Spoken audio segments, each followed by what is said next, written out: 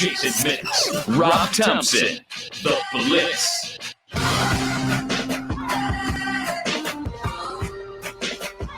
It is The Blitz here on 1250 ESPN San Antonio, 94.5 FM on the go at ESPNSA.com. And that's where I recommend you go right now. Get in front of your device. You're about to watch a fine recipe created by the one and only Mark Singleton, a Southern Recipe small batch pork rinds. It's time for our weekly. Welcome aboard, Mark. How are you today? Hey, how are you guys this week? Hey, Mark, how are y'all this week? We are doing fantastic. Before we get started cooking, I'm excited about the recipe tonight.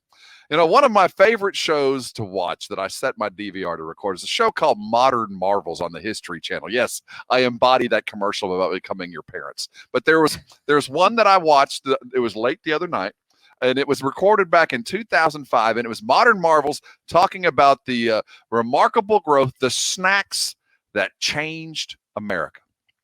You wouldn't think that would be a sentence that you'd ever put together, but it's true. And one of the gentlemen that they interviewed was a man with the last name of Rudolph. And we got to see the entire process of how a pork rind was made. And all I could do is think, man, oh man, if they only knew what we're doing now. I believe this thing was actually recorded back about 2005 or 6, Mark. Yeah, and we did a Foods Unwrapped in the last 4 or 5 years as well. We've been on several aspects of the Food Network through the years. It's just been amazing at how many people really don't understand what a pork rind is. We've been around for a couple of thousand years. Absolutely. And they talk about how from walking the North Pole to climbing Mount Everest, the pork rind has been part of that nutrition that provides the protein and the energy that so many people need, and without all the calories that go along with it and the carbs that we're all dealing with in that keto lifestyle. I just found it very, very interesting that the humble beginnings of what they talked about and what we're doing right now, and where the pork rind has come even from when that was made. Because today we're making something that's right up my alley. Because when I think of fish tacos, one of the things you're always searching for is something to add a little bit of flavor to it. And I think you've hit it right on the head. Oh man, this is one of my all-time favorite recipes. And once again, it's Mark Simple. I mean, this thing takes less than 30 minutes. And it's so Jason friendly. I use the smoker. So I kind of combined, a really easy, low-cost fish, tilapia, with just a little bit with one of our bags of Southern Recipe small batch pork rinds. In this case, I used the kimchi barbecue because I thought it'd be a nice kick to the the fish tacos. When you say add and kick to the tacos, what exactly is to those that kimchi's kind of a pickled cabbage, right? That's essentially what it is. Yeah, when I first started talking about the flavor, everybody, most flavors that were in pork rinds were plain and hot and barbecue. It was real simple palate set. So when we started talking about things like sea salt and cracked pepper or blackberry habanero or the one we're using tonight, kimchi barbecue, it just won't work. But what we found is everybody's got 700 TV channels.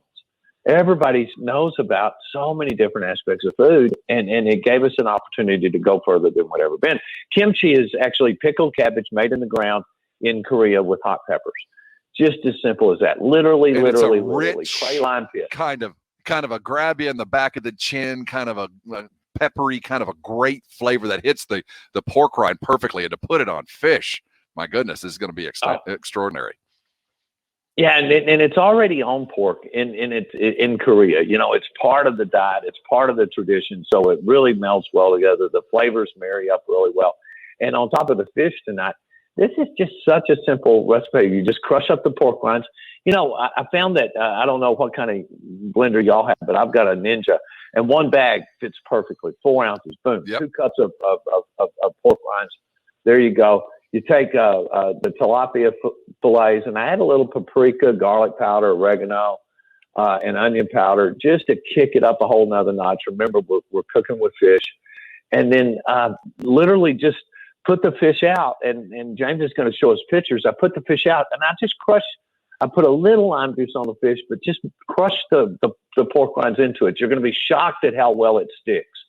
It's amazing. And then so I literally just mix my little spice blend and my 2 cups of pork panko, throw it on the fish. and then I took it out to the smoker. Tonight I used my flat plate on the smoker. You can do it right to the grill. We're using pretty high heat, 350, 400 on the smoker. I like using the flat plate just because it gives me a lot more control over it. I get it hot beforehand, throw a little olive oil down, throw the fish down. It's only 4 or 5 minutes aside, guys. I bet that's fast. Yeah, it's super fast. Flip it. If you need to apply a few more pork rind panko, and there you go. I mean, there you've got a wonderful tasting fish you could eat just like that. But then what we do is we go ahead and throw our tortillas on the smoker too, because what doesn't taste better smoked than smoked tortillas? Heat some of those up real quick. Throw a little of our cabbage in there. I use a green and a red cabbage mix. Some onions, some cilantro. Tonight I actually found some hatch chili peppers in my pantry, and so I took some mayonnaise, some hatch chili peppers, and some lime juice, and I made a hatch chili mayo. I drizzled it over the tacos, and it's a great crunch, man. I mean, you get that wonderful fishy crunch. If you're avoiding carbs, obviously do without the tacos. Oh, well, you got to have the tacos. You're getting the crunch. You're getting the flavor. You're going with corn tortillas. But again, though, I mean, it's a great item on a little salad. Yep. With that breading on there. And again, you're going with the Korean kimchi barbecue, which used to be on the top of the medal stand in my flavor count. Now that they've been bumped down to silver because of the pasilla chili cheese. But I'm thinking about a lot of your different flavors and how different they would each taste done that way. For Super Bowl Sunday, I did the shrimp recipe that we made several weeks back using the pasilla chili cheese, and they were incredible. That was a hit of the party. I think James Pledger himself ate 1.5 pounds of shrimp. James, it looks like you were pretty happy with the choice there, buddy. Mark Singleton joined. No, how could you be? Now, one of the things that I love about this, I love fish tacos, and while the star of the plate is certainly the tilapia or whatever white fish you like, but you can't skimp on what you made with the drizzle and the cabbage and all of that. That's what makes that taco, and the flavor that's going to go in from the pasilla or from your kimchi flavor. It's going to be outstanding. I'm excited about trying this one because there's nothing better than a good fish taco to put you in the mind of a breezy summer beach day. Isn't that right, Jason? Yeah. Absolutely. Go ahead, Mark. Yeah, and I was going to say, you guys can see that or on the Facebook with us. But this is a nice crust on this. This is going to give a nice crunch and a little a porky kick in the middle of all this. That really adds a lot to the different flavors that Rob was talking about. It really does make you want to go to San Diego and have a kickback on the beach, buddy. There is a place that I'm thinking of right now. He is Mark Singleton. You want this recipe? It's Mark proof, as he likes to say. Go to southernrecipesmallbatch.com. It is listed there with many, many others. It is a beautiful looking dish. Not only does it eat well, it presents well too. Lots of great vibrant colors, crisp looking fish. That cabbage looks outstanding. Like Mark continues to say, and I think that's the one ongoing thing that I have found from doing this, is the pork rind continues to be, you can kind of take it apart and put it back together again in a lot of different ways, and it always adds that crunch that so many of us have missed for so long as we've gone into kind of a keto lifestyle. Yeah, if you've given up the chips, and again, the different flavors are incredible. And, and I'm looking at this knowing that I just did that with shrimp Super Bowl Sunday. You want to make like a shrimp taco, same basic scenario. And that's one of the great things, the versatility that you're getting with pork rinds. It's not just now the snack out of the bag, and it's still wonderful for that, but to mix it in with so many different recipes instead of bread, and you get that crunch that we're all looking for and craving. It's really incredible what you guys have done. Well, you've seen it this year on the show. We've made everything from pork rind pizza to panko crusted fish tacos, and pretty much everything in between.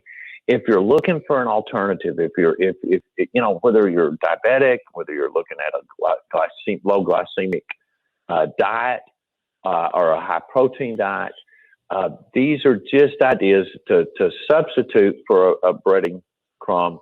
And what'll shock everybody, though, is you're not substituting and sacrificing. You're substituting and elevating.